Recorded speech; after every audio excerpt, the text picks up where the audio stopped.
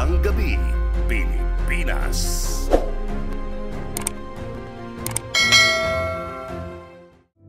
Naging laman din ng balita ang lalawigan ng Zamboanga del Sur dahil sa ilang naiulat na mga insidente ng pagtatangkang pagpasok ng mga smuggled cigarettes sa bansa, maging ang pagmamanufacture ng pekeng sigarilyo sa probinsya.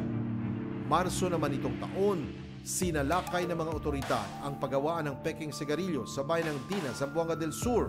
Sa pagsalakay ng otoridad, tumambad ang mga makinaryang gamit sa paggawa ng pekeng sigarilyo.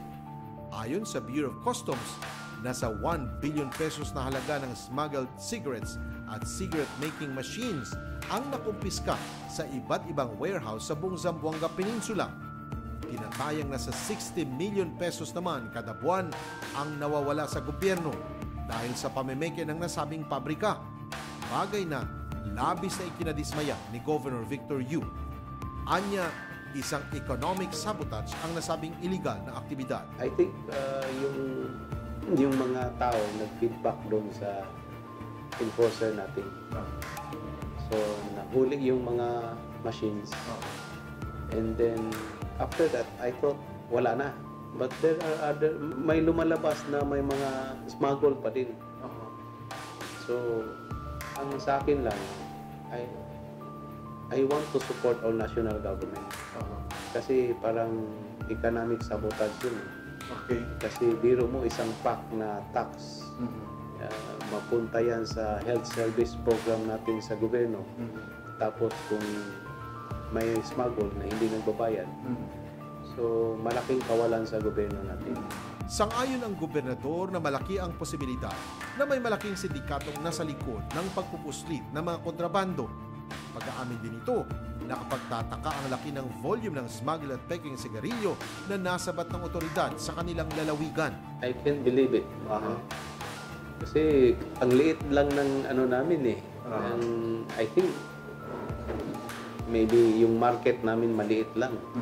Kung ganun kalaki yung manufacturer. In fact, hindi lang isang machines. Talagang maraming machines. Hindi lang isang area. Yung isang nahuli, nasa truck lang na inabandon. Kasi siguro natakot na sila. So, kinarga ng truck tapos inabandon. Hindi ko po alam kung ano yung modus nila, but because of some informations coming from the community, kasi community po kaagad yung hinarap po natin. And yung mga information na yun ay binalidate po ng ating kapulisan.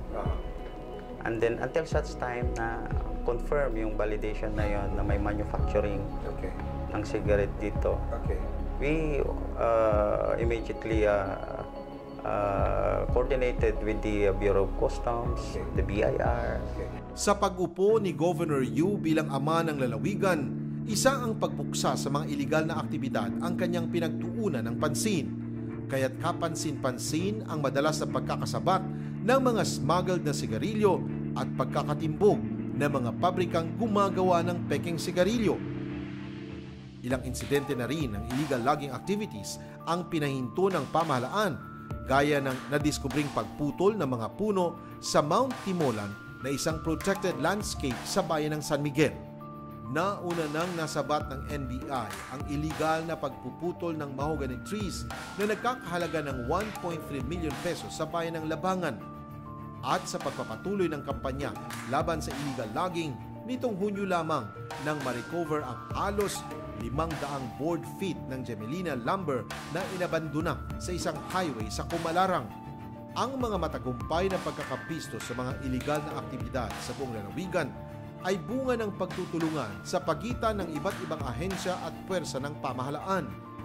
Ikinalulugod naman ng pulisya ang naging inisyatibo ng gobernador kontra sa mga iligal na gawain. Wala siyang kinatatakutan in terms of illegal activities. Dahil yun ang kanya. Yun ang